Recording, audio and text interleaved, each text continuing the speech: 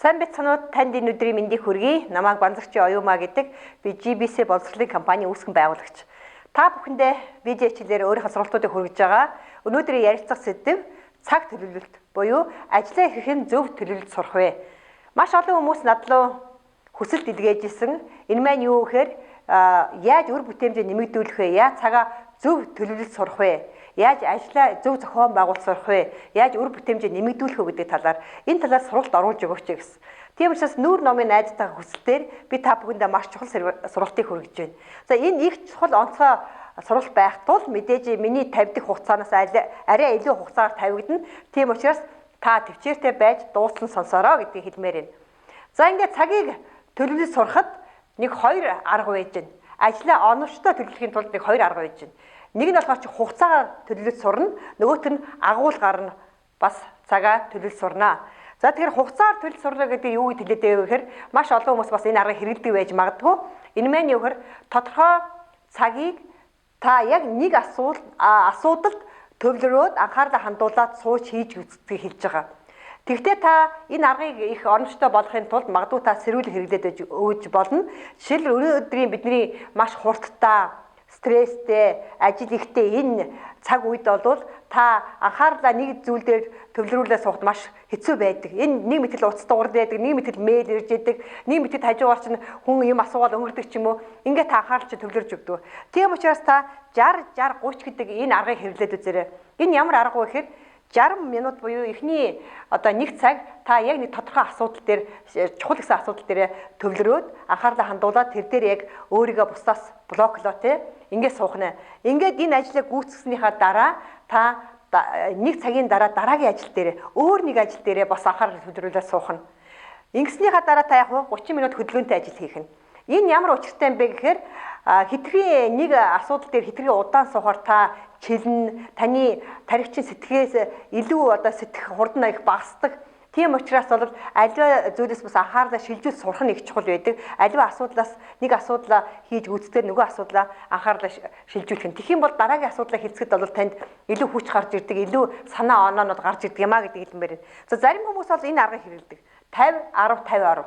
Өөрөөр хэлбэл та 50 минут яг тэр ажлаа гүйцэтгээд анхаарлаа төвлөрүүлээд суух хэрэгтэй. 10 минут хөдөлгөөнтэй ажил гүйцэтгэх нь. Босоод явдаг ч юм уу, өөр зүйл хийдэг ч юм уу, хүнтэй ярьдаг ч юм уу, ямар нэг аргууд байж байгаа тий. Тэгэхээр энэ дээр бол арай өөр 10 минут засварлах юм боломжтой. Ер нь бол ажил, амралт энэ зүйлүүдийг зөв тооцоолж баланс барихгүй бол та эцсийн дүндээ маш ядрах болно. Энэ хурдтай нийгэм дотор бид зөв баланс бариулах хэрэгтэй.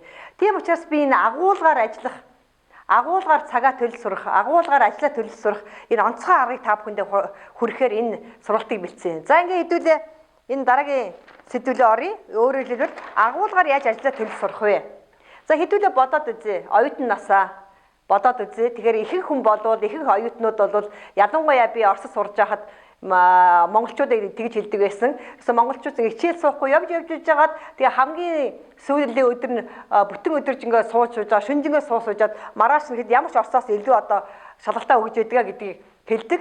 Тэгэхээр бол ихэнх хүн бол дандаа ажлыг хоошин тавьдаг, цагийн тулгаж хийдэг, цагийн тулгасаараа өөр дээрээ нэгэн зэрэг нэг дор маш их ачаалыг авдаг. Тэгэхээр ингэхгүй байхын тулд яаж хэдүүлээ зөв балансыг бариулж зөв цагаа зохицуулах вэ гэдэг асуудал яригдж байна. Тийм учраас агуулгаар ажиллах хуваахна. Агуулгаар хуваана гэдэг нь 3 хэсэгт хуваая. Таны хийж гүйцэтгэх ажлыг. Нэгдүгээр ажил бол төвлөрөл шаардсан ажлыг хэлж байгаа.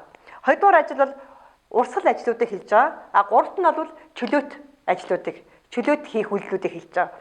За ингээд энэ 3 асуудлуудыг наривчлаад хэлэх юм бол төвлөрөл шаардсан ажил маань үндсэндээ таны стратегийн буюу бодлогын чанартай таны хийж гүйцэтгэх ажлуудыг хэлж байна. Энэ бол жишээл бизнесмен хүний хувьд бол миний хувьд бол орлого нэмэгдүүлэх чухал ажил байгаа бол тэр орлого нэмэгдүүлэх асуудалд илүү анхаарал төвлөрүүлэх нь анхаарал шаардсан төлөвлөлт шаардсан за ингээд жишээлбэл ямар нэгэн санаа, идей ч юм уу юмыг бодож боловсруулах тийм ажлууд байж байгаа. Энэ ажлуудаа шаардах юм бол энэ чинь бас төвлөрөл шаардсан ажилд орно. За ямар нэгэн чадваруудаа нэмэгдүүлэх ажлуудыг бас энэ хэсэгт оруулж болно.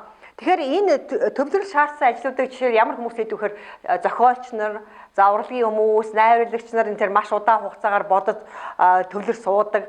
За мөн төслийн ажилтнууд маш их төвлөр суудаг. Энэ дээр бол маш их цаг хугацаар нэмэгдэд маш их цаг хугацаагаар буюу 3-4 цаг ямар ч хөдөлгөөнөөр суусан байж байдаг.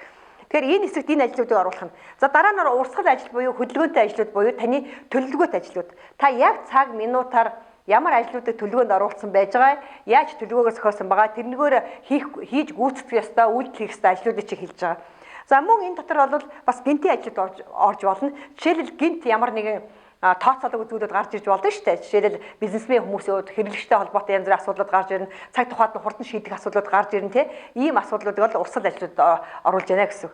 За чөлөөт ажил гэдэг нь юу гэхээр та ингээд маш их хүчтэй ингээд нийгэмдэр төвлөрч суугаад удаан хугацаагаар ажилласан ч юм уу их хурдтай гүйцэтгэлтэй ажилласан бол ямар нэгэн үед бол жоохон хурдаас хааруулах хэрэгтэй. Өөртөө жоохон чөлөө өгөх хэрэгтэй. Тийм учраас энэ чөлөөт гэж ажлуудыг оруулж байгаа.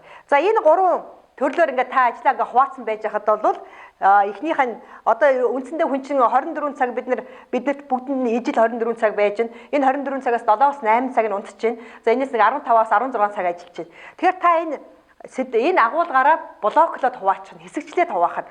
Тийм учраас нэг 4-5 цаг 4-5 цагийг бичсэн байгаа учраас тэр. За энэ бол үдээс өмнөх өглөөний цагийг хэлж байна. Энэ үд дундын цагийг хэлж байна. Энэ бол оройн цагийг хэлж байна. Тийм учраас өглөөний цагаа үр бүтээмжтэй байхын тулд оройны цагаа үр бүтээмжтэй, өдрийн цагаа үр бүтээмжтэй, оройны цагаа үр бүтээмжтэй байхын тулд 7 хоног дээр яаж буулгаж хуваарлалд оруулах вэ гэдгийг энэ төснөлтөөр та бүхэндээ бичиж бэлдсэн байгаа. За ингээд 7 хоног гаргууд ингээд бичээстэй байж байна. За жишээлбэл одоо эх 7 хоногт ажлаа товлохдоо, ажлаа төлөвлөхдөө 7 хоногт хэдэн анхаарал төвлөрсөн ажил, хичнээн ажлууд байна. Та тэр үед бол өөрийгөө бусдаас тусгаарлаад ямар ч утсаа авахгүй яг тэр асуудалд анхаарлаа хандуулаад суухад их оновчтой. Ер нь таны хийж байгаа зүйл чинь хамгийн гол нь үр дүн гаргах хэрэгтэй, үр бүтээмж гаргах хэрэгтэй. Энэ талаар би бас та бүхэнд дараагийн сургалтыг явуулна. Учир юу гэхээр хүмүүс их бизнес процесс юм альва үйл ажиллагаанд анхаарлаа хандуулаад үр дүндээ тэр удаа анхаарлаа хандуулж чаддаг. Гэтэл энийг сайн төвлөрч хийж чадвал та үр дүндээ анхаарлаа хандуулна. За жишээлбэл та яг 7 хоногт даваа гарагчин 7 хоногийн эхлэл байдаг, ажлын эхлэл байдаг тул дандаа яаж нь урсгал ажлуудыг товлцсон байж гэн те төлөвлөсөн байж гэн. Ерөөсөө энэ дээр бол би маш дайчин, маш хүчтэй, шаргуу яг цаг тухайн минутанда товлсон ажлуудаа хийнэ гэд ингээд тавьсан байж болно. За мигмар гараг, пүрэв гараг, бимб гараг ч юм уу өглөөний цагаа, өглөөний хэсгээ би анхаарал төвлөрсөн ажлуудаа зарцуулна гэд.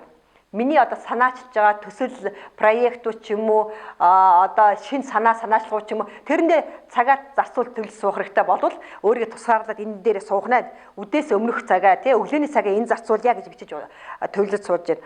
За дараа нь та яг өгөхөр жишээлбэл энэ бас жоохон хурдаас хааруулж хэтэрхий хурдтай ажилласан бол өөртөө цаг хугацаа гаргах хэрэгтэй гэдгийг би хэлсэн. Жишээлбэл одоо энэ 7 хоногт одоо 2 өдрийн орой би цэвэр өөртөө цаг зарцуулна, гэр бүлдээ цаг зарцуулна, фитнес явна, эрүүл мэндэд анхаарал тавина ч гэдэг юм уу те.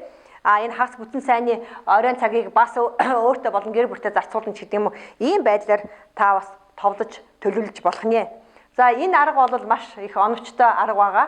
Өөрөөр хэлбэл та хийх гэж байгаа ажлуудаа утга агуулгаар нь оновчтой төлөвлөөд ингээд та бол энэ аргуудыг хэрэглэх юм бол таны үр дүн илүү бүтээмжтэй, илүү үр бүтээмжтэй байх болно.